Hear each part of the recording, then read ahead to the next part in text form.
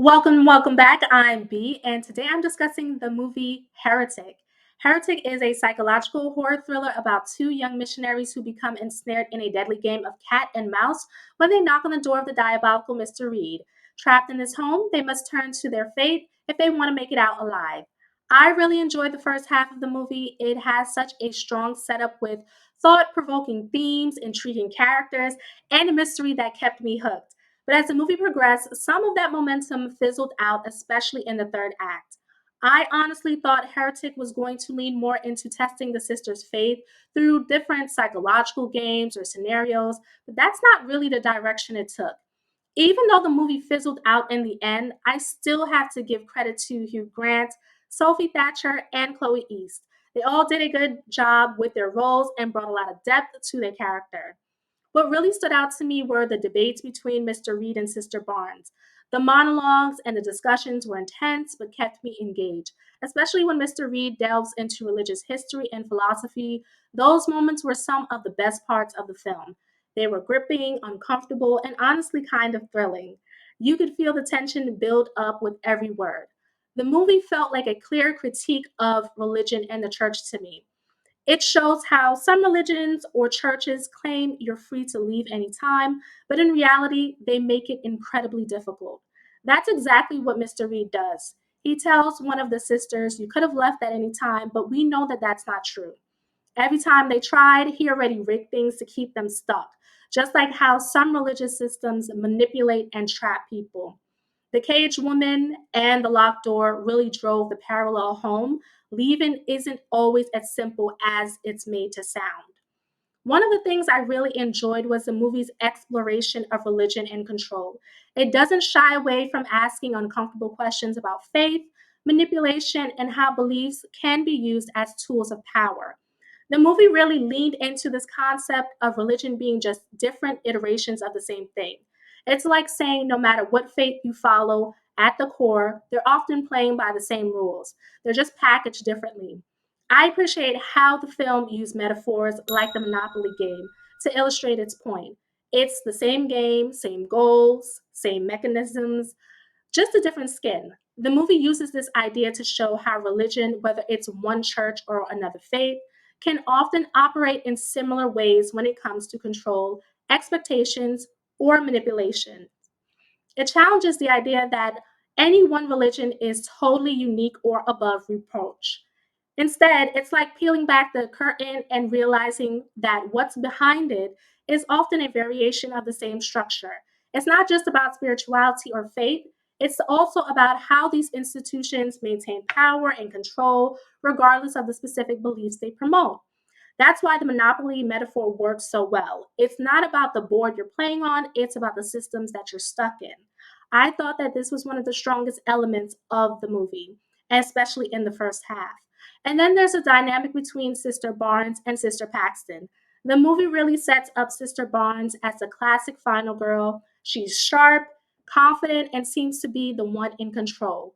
From the start, she's the one taking charge, leading the discussions, and standing up to Mr. Reed in ways that feel bold and calculated. Everything about her character screams survivor, so it's easy to assume she'll be the one to make it out in the end. In contrast, Sister Paxton plays the more naive, appeasing role. But what I love is how the movie flips that expectation. Instead of Barnes, it's Sister Paxton who takes the spotlight as the story progresses. Paxton's quieter, more introspective nature ends up being her strength. She's clearly clever and observant. The subtle ways the movie hinted at her intelligence from the start, like the opening scene where she recognizes tropes in adult material, those details really made her character feel layered and real. Her strict religious upbringing has taught her to suppress that questioning side of herself. You can tell her mind is always working, and even if she's quiet about it, that tension between her curiosity and the faith she's been taught to follow adds depth to her journey as the story unfolds. And by the end, she adapts to Reed's game, outsmarting him by playing into his ego. And that character development was one of the highlights for me. But beyond the commentary on religion, there's another layer to this movie that I found really interesting. It's also about how women are conditioned to appease and stay complacent, even when they're in danger. The way the two sisters initially navigate Mr. Reed's twisted games, it's a reflection of how society teaches women to prioritize politeness and obedience and over, self-preservation. All right, so let's talk about the basement scenes. When they get down to the basement, this is where things start to fall apart for me, specifically with Mr. Reed's resurrection miracle trick with the prophet. Here's the thing: the basement scenes had so much potential to be terrifying and impactful, but they ended up feeling kind of silly and it fell flat for me. How was the other woman able to pull off the switch with the dead woman without being noticed by the sisters? Yes, they were distracted by Mr. Reed speaking to the elder at the door, but the hatch on the floor was loud enough to wake the dead. So, how did the sisters not hear it?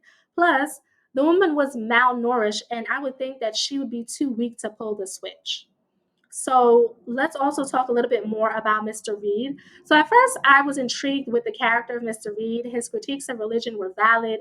He made some solid points about how faith can be used as a tool for manipulation and control. And for a while, I felt like the movie was setting him up as a thought provoking antagonist with some real substance.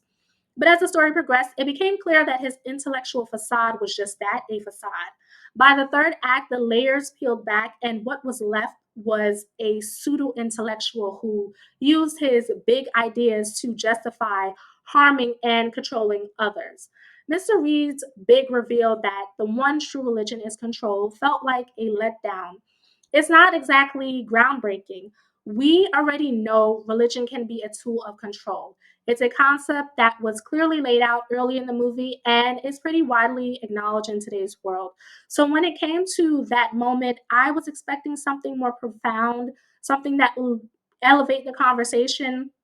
Instead, it felt like a recycled idea pretending to be a revelation. This not only made the reveal fall flat, but also highlighted Mr. Reed's arrogance. He clearly thinks he's deeper and smarter than he really is, but his big conclusion only reinforced how superficial his philosophy actually was.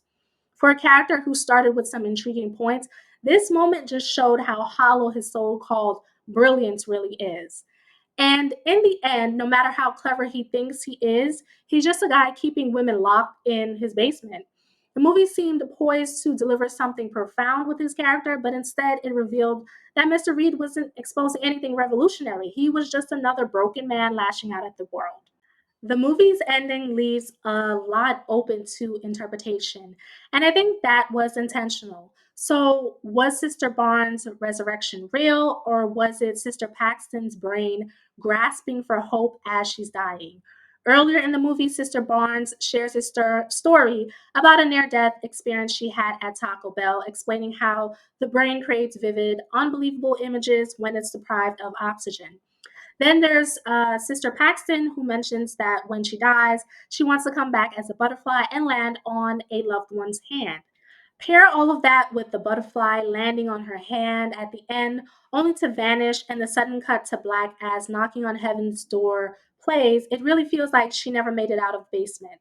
The butterfly felt more like a hallucination than a sign of a miracle. While I initially thought that Sister Paxton might have escaped, the butterfly's disappearance made me question it. I think the film leaves it ambiguous on purpose, letting viewers decide whether the miracle of resurrection actually happened or if it was just Paxton's dying mind creating the one last flicker of hope. I wasn't expecting the movie to be perfect, but I did hope it would focus more on testing the sisters' faith through different games and puzzles that were psychological, that ramped up the horror. Instead, the whole miracle resurrection angle, followed by the reveal of Mr. Reed keeping malnourished women locked in the basement, didn't hit as hard as I thought it would. It just felt like another horror story with a typical psychopath who thinks he's smarter than everyone else. I was hoping for something different, something that would stand out. The film's message about control and faith was interesting, but honestly, it's not territory. We've seen this kind of story before, and I really wanted the movie to take more risk and give us something fresh. Overall, I don't think Heretic was a bad movie. I just wish the second half lived up to the potential it set up in the first. The first half is gripping, the performances are solid, and the commentary started off thought provoking. The build up had me hoping for something deeper and more psychological, but the final act fell a bit flat to me. It's still a decent watch, but I can't help but feel like it could have been something more.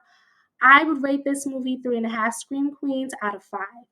All right, folks, I'd love to hear your thoughts. What did you think of Heretic? What is your interpretation of the ending? Let me know in the comments. Don't forget to like and subscribe for more horror content.